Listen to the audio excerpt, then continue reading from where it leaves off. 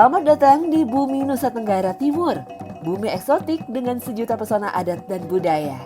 Petualangan kali ini, mari mengintip lebih dekat seperti apa perayaan adat ala Kabupaten Ngada, Nusa Tenggara Timur.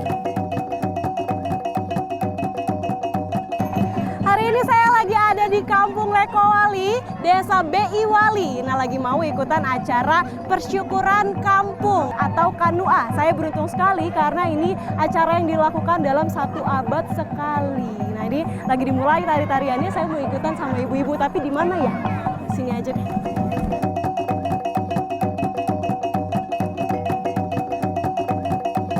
Yap, Pulau Flores memang tersohor dengan kecantikan alamnya. Tapi rupanya Flores juga punya beragam upacara adat. Salah satunya Kanua.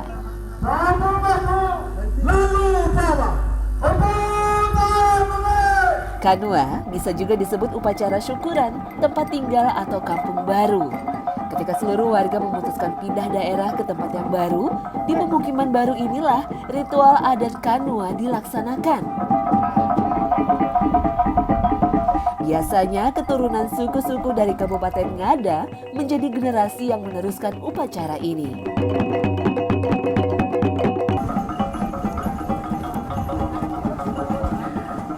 Biasanya sebelum ada acara atau ada kegiatan itu ada tari-tariannya dulu. Nah, seperti sekarang ini adalah namanya jai. Jai itu sendiri maknanya adalah untuk berbahagia melaksanakan kegiatan ini dan juga menyambut tamu-tamu yang datang. Karena yang datang ke acara ini sanak dan keluarga. Nggak cuma di kampung ini doang, tapi di kampung lain juga.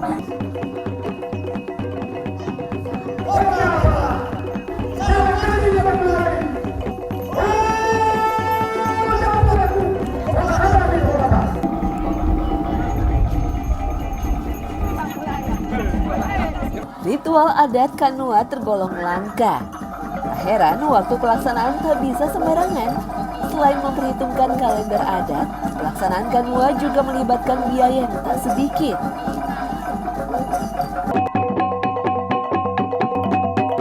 Tak cuma prosesi Kanua yang penuh kesakralan, seluruh masyarakat yang ikut serta diwajibkan memakai pakaian adat. Tak lain sebagai wujud penghormatan terhadap leluhur dan adat setempat.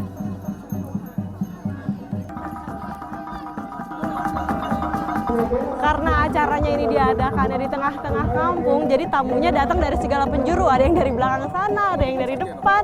Jadi yang nari kita nyamperin, kemanapun tamunya ada ya kita samperin. Tari Jai, tarian khas Ngada menjadi pengisi acara Kanua.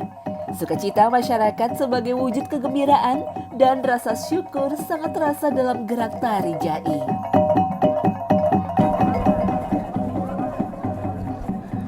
Ini sebentar lagi tari-tariannya sudah mau selesai dan habis ini saya mau ikut masyarakat untuk ngegiring kerbau ke Ngadu tuh di sana. Tapi sebelumnya selesaiin narinya dulu ya. Ini ditinggalin. Bukan upacara adat khas Flores jika tak ada ritual sembelih.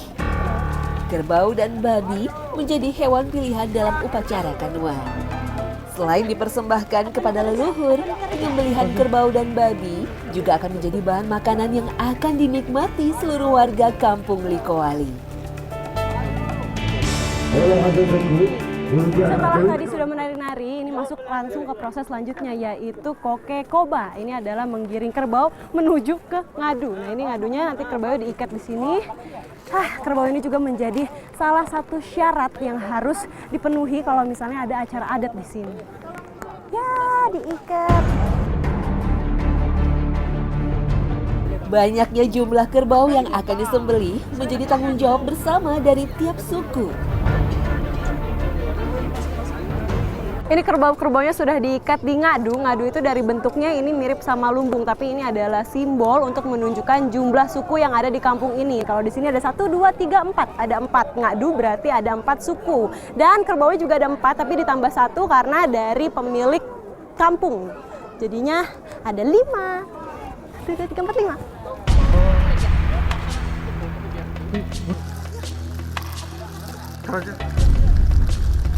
Kerbau yang sudah ada di ngadu akan dijaga oleh pemimpin kampung. Tujuannya agar tidak terjadi sesuatu yang tidak diinginkan, seperti pencurian.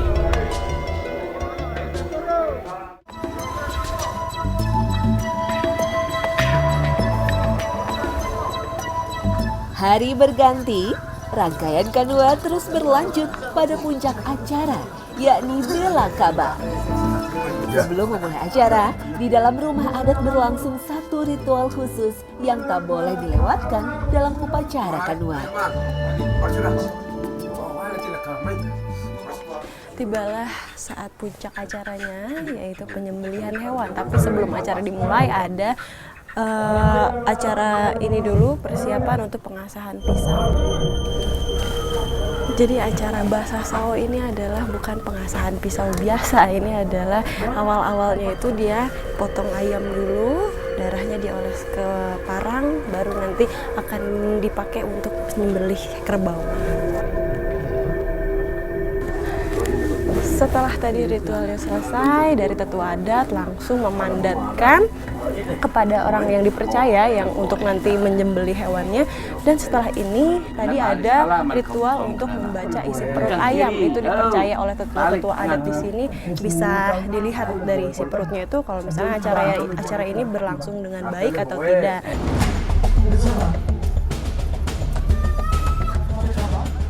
Penyembelihan harus dengan cara khusus, yaitu memotong leher kerbau dengan sekali tebasan dari arah samping. Tujuannya agar terhindar dari cipratan darah kerbau. Dalam upacara kanua, jika terkena darah, harus segera dibersihkan dengan ritual adat lainnya. Karena menurut kepercayaan, terkena darah kerbau bisa berakibat fatal, bahkan sampai kematian. Ini sudah dimulai acara Bela Kaba ini, dan sebenarnya saya sebagai orang awam tidak terbiasa untuk melihat ini, tapi untuk masyarakat di sini ini adalah adat dan juga kepercayaan budaya yang harus dilakukan dan juga harus dilestarikan. Aduh.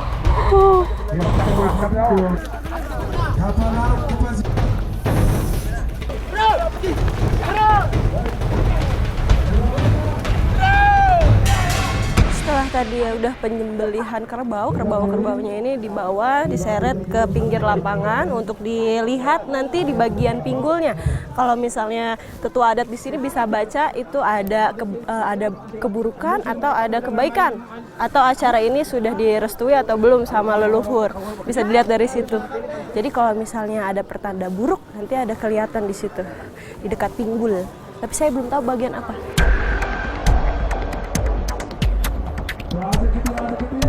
Bagian pinggang kerbau dibawa ke para tetua adat untuk dilihat. Mereka meyakini adanya petunjuk seperti akan adanya kebaikan atau keburukan yang akan terjadi di kampung. Jika terdapat lubang, maka harus segera dibuat ritual kembali untuk menolak bala atau bahaya. Bagian dari pinggangnya sudah dibaca sama Bapak Tetua Adat, katanya acara ini baik-baik saja, tidak ada halangan dan semoga acara ini berlangsung dengan baik.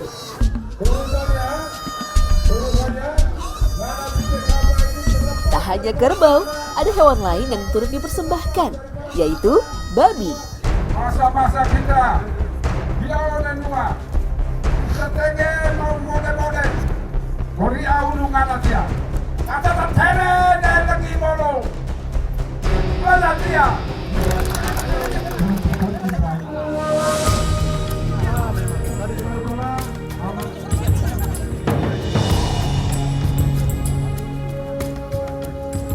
Kenapa harus dibakar dulu? Karena nanti babinya akan dibelah, lalu dilihat hatinya sama yang tadi tetua adat untuk dibaca lagi. Babi yang telah disembelih juga diambil bagian hatinya. Selanjutnya, kembali dilihat petunjuk kebaikan atau keburukan yang akan terjadi di kampung. Ini sudah mulai diambil hatinya, nanti akan dibawa lagi ke tetua adat untuk dibaca lagi apakah ada pertanda baik atau pertanda buruk.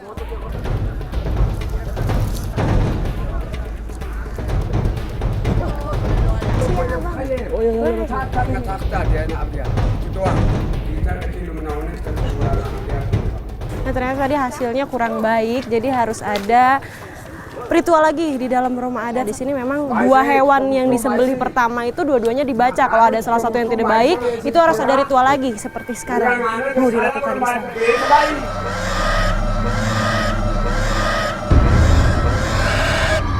Dalam ritual adat kanua, setiap rumah harus menyediakan babi untuk disembelih. masuk ke rangkaian selanjutnya, ada belangan. Nah, belangan itu penyembelihan babi yang dilakukan oleh tiap rumah yang ada di kampung ini. Entah itu menyumbang 1 atau 2 babi tergantung kemampuan, yang jelas besarnya harus sekitar 50 kilo.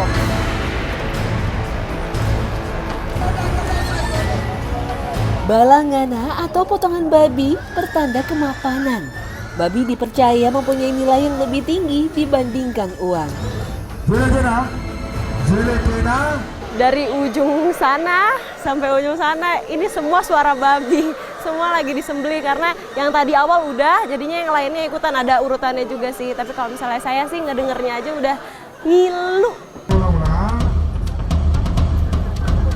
Pada perayaan upacara Kanua di kampung Likowali kali ini, ada sekitar 80 ekor babi yang disembelih. Ini lagi proses pemotongan daging kerbaunya yang nanti akan dibagi-bagikan ke rumah-rumah warga yang ada di kampung ini. Dagingnya banyak. Sisa bagian kerbau dan babi dipotong massal dan dimasak. Cara mengolah dan alatnya sangat sederhana. Hanya direbus sampai daging setengah matang.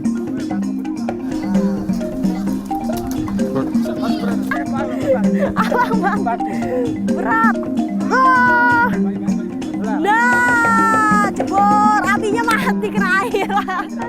Nah, ini daging-dagingnya yang tadi sudah dipotong langsung direbus dan tingkat kematangannya tergantung apinya. Semakin besar apinya semakin cepat matang. Habis ini langsung dibawa ke depan lagi ke tetua adat untuk didoakan dan dikumpulkan. Namanya kabahwi.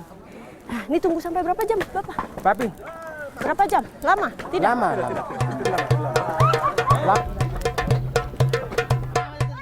Daging yang sudah direbus dikumpulkan untuk selanjutnya dibagikan kepada seluruh warga.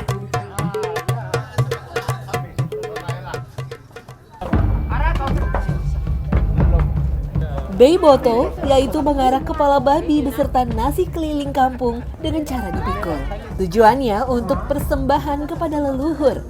Dalam upacara Kanua kali ini, nasi yang diarak jumlahnya mencapai 60 kg. Arak-arakan membuat suasana kampung menjadi sangat meriah. Seluruh warga bersuka cita dalam balutan baju adat.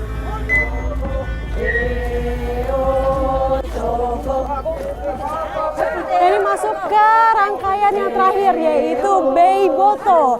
Ini adalah iring-iringan mengelilingi kampung membawa nasi dan juga kepala babi. Kepala babi dan nasi yang diarak selanjutnya dikumpulkan di ujung lapangan kampung. Seluruh warga Likowali turut ambil bagian sebagai wujud persembahan dan kegembiraan karena berhasil melaksanakan ritual adat Kanua. Tak hanya dengan tangan kosong, masyarakat yang datang wajib menyumbangkan nasi. Setelah terkumpul, nasi dan daging siap dibagikan. Nah, ini masih ada acara lagi, yang terakhir adalah menaruh beras atau nasi ke dalam nakti-makti. Nah, di dalam situ dikumpulin dari semua warga yang ada di sini, dijadikan satu untuk bersama. Jadi memang masyarakat kampung Likowali ini sangat mengandalkan kebersamaan dan juga gotong royong. Bisa dilihat dari kegiatannya dari kemarin bersama-sama menari-nari, masak juga bareng. Udah hebat sekali. Apa Mama? Tuh, masih banyak lagi ngantri di sana. Kami masuk.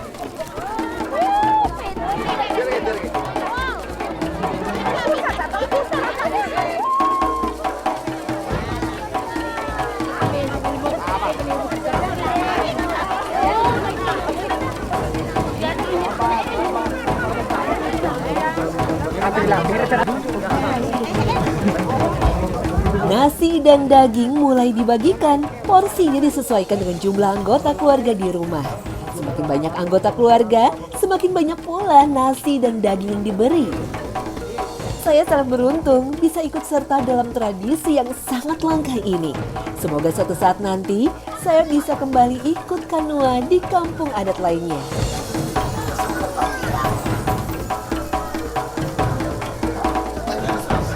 Kalau ada yang mau pulang, tinggal dibawa pulang. Dan ini momen yang sangat langka karena banyak banget keluarganya yang kumpul di sini.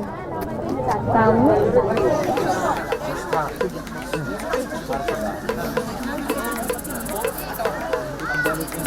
Aronan nasi dan rebusan daging setengah matang ini tidak akan dikonsumsi sekarang. Jadi saya mau mencari jagung putih untuk saya masak jadi jagung bose, semacam sup jagung. Bicara tentang kuliner, Kabupaten Ngada juga punya cerita. Salah satunya olahan jagung, namanya jagung bose. Belum lengkap rasanya kalau kita main ke suatu daerah tapi nggak nyobain makanan khasnya. Nah, hari ini saya lagi mau cabutin jagung dulu.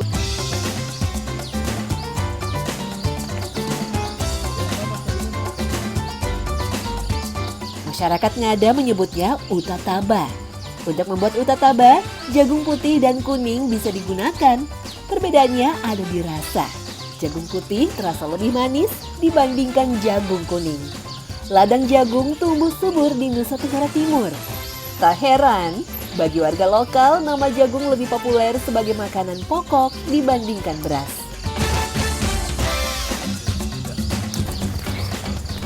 Sepertinya jagungnya sudah cukup. Nah, saya sama Mama mau langsung ke kampung untuk diolah lagi. Tapi menjadi apa? Ikuti jejak saya, jejak petualang. Ayo Mama!